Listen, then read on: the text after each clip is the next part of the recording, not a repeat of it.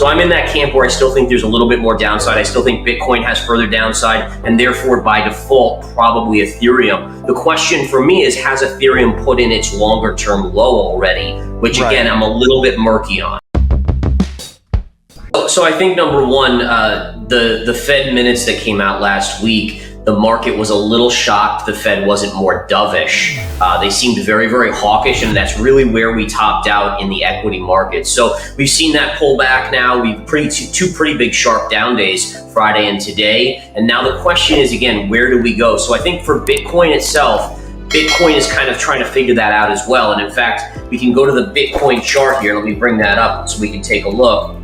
But basically, we broke down below this channel. So this was a bearish kind of channel, perfectly parallel lower line and upper line. And you can see on Friday when we had the big market sell-off, it did break. So that's a little bit of a concern. It's not the end all be all though, because you're still holding above the 2017 highs. So this is gonna be a big test now for Bitcoin. Does Bitcoin come down? Does it tag it and bounce? Or do we start to break lower? And again, for that, you have to look at the DXY, the dollar. I think the dollar is hugely important here. The dollar has been screaming to the upside. I do have it penciled in that we have a nice double top here, so I expect a pullback in the dollar, and that may save Bitcoin in the near term. I think the CPI will continue to move a little bit lower or will grind a little bit lower. I think, again, you're seeing how the producer price index side was the leading indicator for the consumer prices, right? So we saw very early on that the producers, the people that manufacture, the companies that manufacture,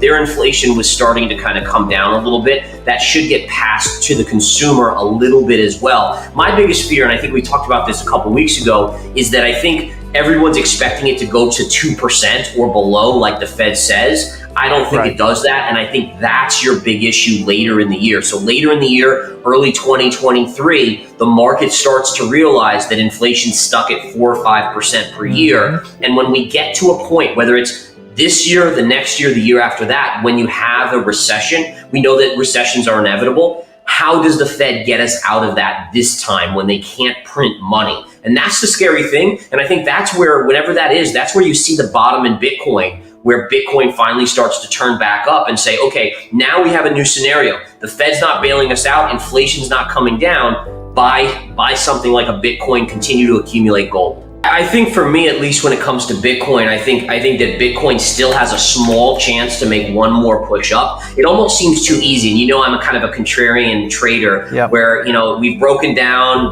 the Bitcoin chart, never really had a big spike that got everyone on board on the bullish side. A lot of people were bullish, but not to the extent that usually signals a reversal in trend. So I am kind of curious if we see that. And I agree. I mean, if you look at Bitcoin's price today, it's only down a little bit. In fact, the equity markets are down percentage-wise more than Bitcoin, which is somewhat on the rarer side, especially when the dollar is as strong as it is. So I don't know if we can look at that right now and say, oh, that's actually a strong indicator for Bitcoin, but it very well could signal maybe a little bit of upside still left in Bitcoin's tank before it finally rolls over. So I think it's important to understand, you know, I'm not debating whether or not Bitcoin's going to go lower. I do believe it does. The question is when. And that's going to be key here. Do we get one more push up, retest 25, maybe get to 28, or is it done now and just kind of going to that 12 to 13,000 range?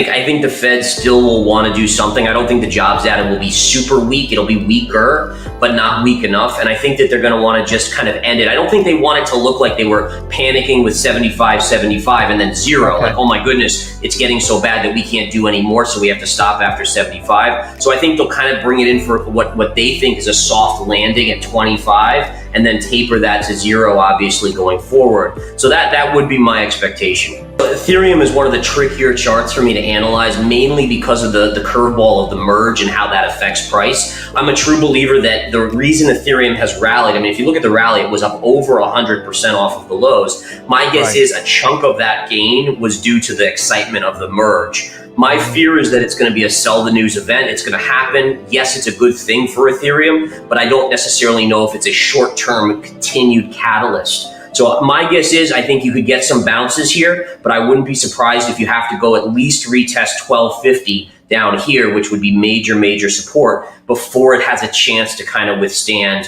the selling pressure that the U.S. markets are likely to exude. So I'm in that camp where I still think there's a little bit more downside. I still think Bitcoin has further downside, and therefore by default probably Ethereum. The question for me is, has Ethereum put in its longer term low already? Which again, I'm a little bit murky on.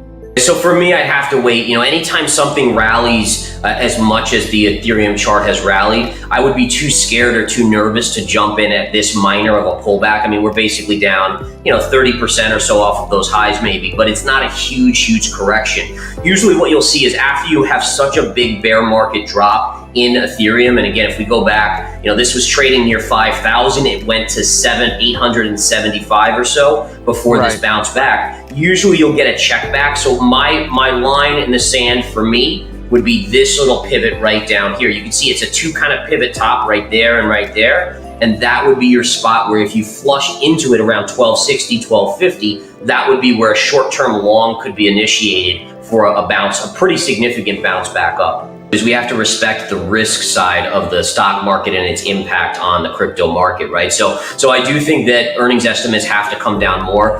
Everything I'm seeing right now, they haven't come down very much at this point. So if I'm right that the economy is going to start to show more and more weakness, then those stocks are going to have to adjust down to kind of keep their status with their PE ratios. And I think that's going to be the kicker here, where if you see another 10, 20, 30% downside on the NASDAQ, maybe 20% on the S&P, then by default, it will drag down cryptocurrencies. But I'll tell you one thing that I'm looking for, and it's no one's really talking about it, but I'm curious for cryptocurrencies, and this could be a big bullish catalyst, is that do we get the Gary Genslers, the SEC, do we get some form of clarity on what kind of restrictions or what kind of rules Ethereum and the altcoins are going to have as securities? And I know everyone's like, oh my goodness, this is going to be horrible for them.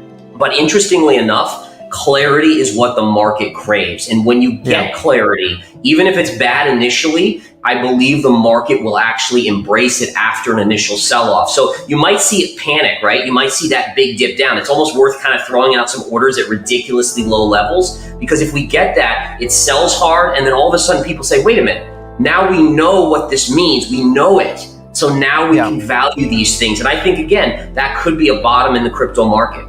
Put it to you this way, I feel more comfortable being in Bitcoin right now. So if you had a portfolio and you just said, okay, of this 100,000, how much do you put in Bitcoin? How much do you put in Ethereum? Assuming you had to be fully invested, I would probably do 65% Bitcoin, 35% Ethereum, mainly because, again, you have to look at the risks, and there's more risks. I mean, we know that Gensler basically says Bitcoin's a commodity. We know that it's Ethereum that we have to figure out how that's going to all play out. And that is an added risk. So you have to kind of factor that into your allocation in your portfolio. And just to be clear, like in terms of long term, I love Ethereum. I love Bitcoin. I'm not sold on any other cryptos yet. Because I think there's too much jockeying for those next few slots. And I think you have to be careful about that. I mean, we could see Solana emerge as a leader. We could see Avalanche. We could see any of these, but there's no guarantees. And if you look a year ago at what was in the top 10 or the top 15, a lot of those are no longer there, and that has to be factored in as well. But you know what's always been number one and number two? Ethereum and Bitcoin, right? So I think you just want to be careful about that as investors.